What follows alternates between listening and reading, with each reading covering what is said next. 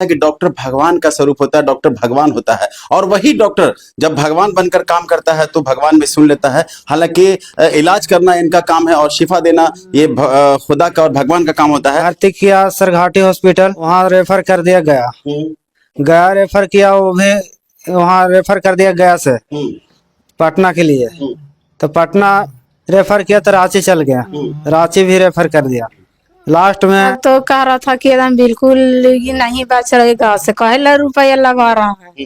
तो हम कहली कि हम भगवान भरोसे हम लगा रहे हैं, हमको भगवान कहीं सुनेगा तो सही कर देगा। सही हो गया। दुनिया ने जिसको डेड करार दे दिया, दुनिया ने कहा कि अब इलाज करना बंद कर दो, वहां से डॉक्टर गुलजार अहमद अपोलो हॉस्पिटल का इलाज शुरू हुआ। अपोलो हॉस्पिटल ले चलिए इमरजेंसी को। फिर यहाँ आए हम लोग, तो यहाँ डॉक्टर साहब ने भी बोला कि ठीक है। जब आ गया तब डॉक्टर हमको लिए भगवान खड़ा था, हमारा सब बोल दिए थे कि डेड बॉडी हो गया। उसके बाद डॉक्टर साहब ने कहा कि ठीक है, जब डेड बॉडी हो गया तो हम लोग देखते हैं। तो जब हाथ लगाए तो हम सही हो गए यहाँ अपोलो हॉस्पिटल में। 4 साल पहले पैर में कांटी गड़ा और उसके बाद कांटी पैर के अंदर जाने के बाद 4 साल के बाद टेटनेस हो गया कांटी गड़ने के बाद। और जब टेटनेस होता है तो शरीर की जो बॉडी है, पार्ट्स है, वो काम करना बंद कर देता है। और फिर काम करना बंद, शरीर पूरी तरह टाइट हो गया, बोलना तक बंद कर दिया। 4 से 5 हॉस्पिटल ने रेफर किया, शेरघाटी, फिर गया, फिर पटना, फिर रांची, और अब आकर इलाज हुआ शेरघाटी हमजापुर के अपोलो इमरजेंसी हॉस्पिटल में। जी हाँ, अपोलो इमरजेंसी हॉस्पिटल हमजापुर एक ऐसा हॉस्पिटल जहां पे इनकी जान बची है। और पूरा क्या कहानी है वो हम बात करेंगे। 4 साल पहले जो काटी गड़ा, उसको बाद कुछ नहीं हुआ। फिर ये बीच में एक भाई होने लगा दर्द होने के बाद एक भाई सुन हो गया, मुंह बॉडी सुन हो गया, बॉडी है, मुंह बंद हो गया था। शेरघाटी से गया पटना, रांची, और उसके बाद फिर से कहीं ना कहीं अपोलो हॉस्पिटल हमजापुर में आए। क्या ऐसा लगा कि आपने इतना कॉन्फिडेंट दिखाया कि लगा कि ये बंदा या ये पेशेंट आप बचा लेंगे या ये ठीक हो जाएगा? हेलो, मेरा नाम डॉक्टर गुलजार अहमद हुआ। मैंने MBBS DMRT और DNB महावीर MU अलीगढ़ से पढ़ी है। मगध मेडिकल कॉलेज गया है, जहां वो 16 नवंबर को भर्ती हुआ है। डेट ऑफ एडमिशन समदर्शी साहब ने उसको भेजा 16 नवंबर को, और उसी दिन वो जाकर भर्ती हुआ है। वहां मरीज 2 दिन रहा है। मगध मेडिकल कॉलेज का डिस्चार्ज पुर्जा है।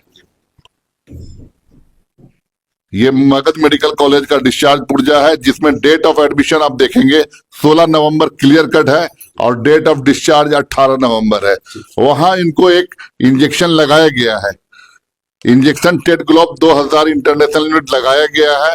डायजिपाम इंजेक्शन और मेट्रॉन का देकर इनको फर्दर IDH कहते हैं, इन्फेक्शियस डिजीज हॉस्पिटल, जो Nalanda medical college hospital Patna है। PMCH नहीं है, ये नालंदा मेडिकल कॉलेज पटना में एक और मेडिकल कॉलेज है NMCH, वहां रेफर किया गया। ये आप देख सकते हैं अनुग्रह नारायण मगध मेडिकल कॉलेज का रेफरल कार्ड, जहां इन्हें टेटग्लोब इंजेक्शन लगाकर IDH हॉस्पिटल NMCH में रेफर किया गया है। यहाँ वो पटना जाने के बाद उन्हें वहां बता दिया गया कि भाई साहब यहाँ इनके पास यहाँ पटना में टेटग्लोब इंजेक्शन अवेलेबल नहीं है। तो ये लोग निराश होकर वहां से चले गए रांची में 2-3 दिन रहे। काफी प्रयास करने के बावजूद बोला कि कल इंजेक्शन आ जाएगा, लेकिन वो इंजेक्शन नहीं आया। हमारे पास इस अस्पताल में एकदम अर्धमूर्छित अवस्था में 24 नवंबर को आए हैं। 24 नवंबर को मैंने इनको देखा तो मैंने इनके परिवार वालों से बात किया कि देखो ये इंजेक्शन की मैं कहीं बात करता हूं। मैंने दिल्ली में बात किया, राम मनोहर लोहिया हॉस्पिटल वालों से मैंने बात किया, अलीगढ़ भी मैंने बात किया। कुल मिला के डॉक्टर साहब अगर हम कहें तो इस पेशेंट के लिए या इस मरीज के लिए आपने सारी कोशिश की कि कैसे जीवित किया जाए। जहां से आपने पटना बात किया, आपने दिल्ली बात किया, आपने अलीगढ़ बात किया, फिर क्या हुआ? मैंने इसे एज ए चैलेंज एक्सेप्ट किया कि जिंदगी और मौत तो ऊपर वाले के हाथ में है।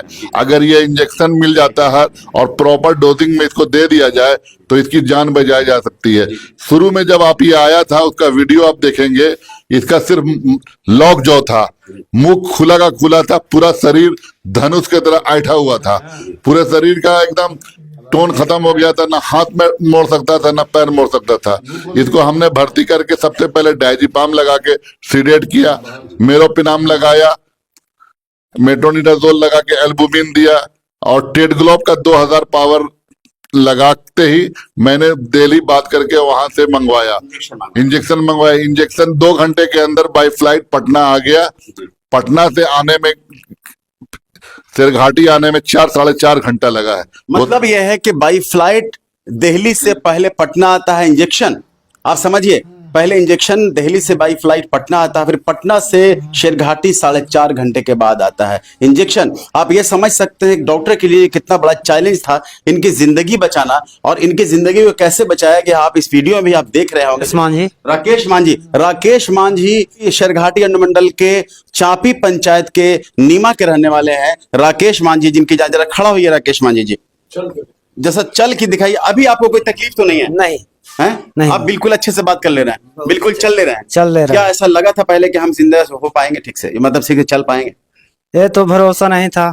भरोसा नहीं था। नहीं। आप देख सकते हैं कि इस तरह के चैलेंजेस को डॉक्टर गुलजार ने यहाँ पे चैलेंज को एक्सेप्ट किया, और अपोलो हॉस्पिटल जो हमजापुर स्थित है, बिल्कुल ये फ्री है, अभी कोई एकदम तकलीफ कोई तकलीफ नहीं है। कोई तकलीफ नहीं है। आप देख सकते हैं कि इस तरह से पेशेंट, अगर किसी डॉक्टर के हाथ से पेशेंट को शिफा मिलता है, पेशेंट अगर सेहतयाब होता है, पेशेंट अगर स्वस्थ होता है, तो उस डॉक्टर को कितनी खुशी भी मिलकर सर इस पेशेंट को सही करने के बाद।